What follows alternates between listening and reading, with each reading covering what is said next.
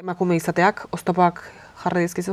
Nik uste dut emakume kazetariek eta hau askotan hitz egin dugu gure artean, pairatu dugun errespetu faltarik handiena da errespetatua ez izatea. Hau da, agian elkarrezketa batera iritsi pertsona bat elkarrezketatzera eta zurekin filtratzen ari dela nabaritzea, ez? Eta pixka bat zerbait gehiago nahi duela konturatzea, eta hor, iguingarria da. Ipatu dugu, Palestinako kasua, errefuxiatuen kontu hau guzti hau ez behar hau ere gertutik ari zera jarraitzen, ez da? Konta idazu nola bizitzen ari zeran, pertsonalki, zakit emozionalki, nolako izaten ari da? Oso gogorra. Zera, azkenean nik ez dut inoiz alakorik ikusi, eta ez dakit inoiz ikusiko dudan, ez? Nik ez dakit nola izan zen Bigarren Mundu Gerraren osteko exodo hori, baina hau izugarri izaten ari da. Baina nik uste dut kazetariok distantzia bat markatu behar dugula. Eta distantzia hori beharrezkoa da, eta nik uste dut haien tokian egia da empatia beharrezkoa dela, eta haien tokian jartzeare oso garrantzitsua dela, baina ezin dugu ahaztu guk haiekin egon ostean gure konfort eremura itzultzen garela. Gure hotelera itzultzen garela, edo gure etxera, ez? Eta haiek haien dramarekin jarraitzen dute.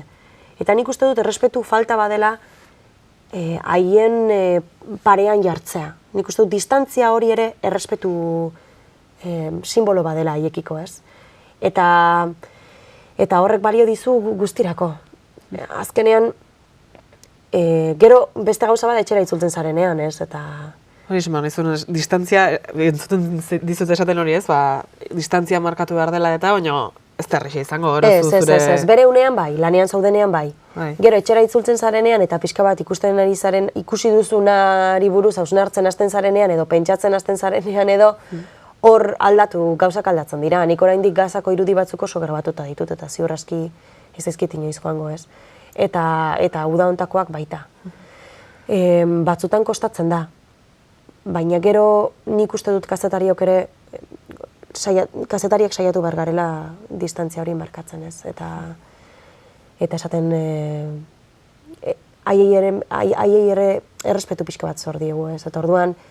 Eta zein da, zure egon zeran lekuetan eta esango zenuke galdatuko zizuten, baina eman dezun edo gehien kostatu zaizun albistea ematea eta alderantziz?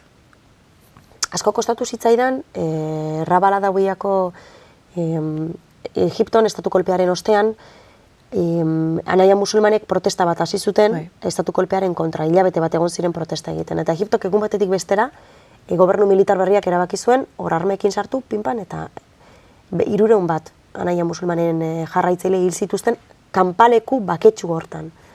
Ni gogoratzen naiz, telebistatik deitu zidaten esaten, kristorena gertatzen ari da Rabala dauian, hurbildu ginen kazetari batzuk, joan ginen hor ondoan zegoen meskita batera, eta bertako meskitan ikusi nuena, une hortan nik ez dakit ordura arte, hainbeste hildako eta ikusi gabe nituen, ez? Eta orduan ilusain hori zenitartekoak bertan ikusi negarrez, gorpuak ezin identifikatu, ez dakit lehen aldia izan zen heriotzarekin kontaktu zuzen hori izan nuena, ez? Eta hori oso grabatuta geratu zait, oso gogorra izan zen.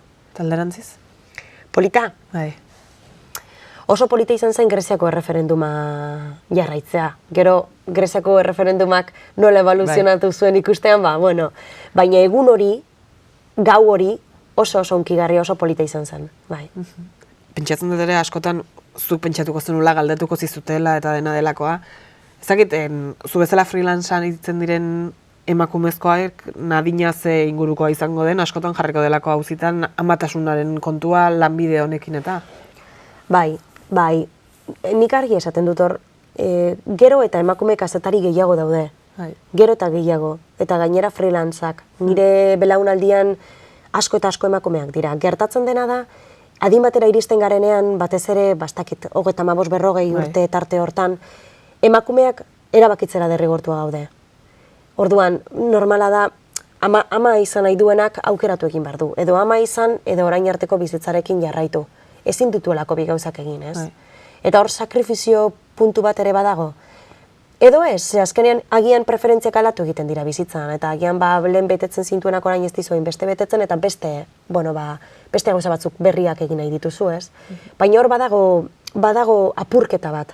Eta nik ezagutzen dituen 35-40 urte bitarteko emakume kazetari gehienak, edo ez daukate bikoterik, edo bikote izan ere erabaki dute seme alabarik ez izatea, edo seme alabak izatea erabakiz gero, martxa aldatu dute. Eta hori asko ikusi dut, eta ez dakit, nagusitzen ari da izan einean, gero eta gehiago ikusten dut, eta gian ni ere, gero eta kontzienteago naiz, ez.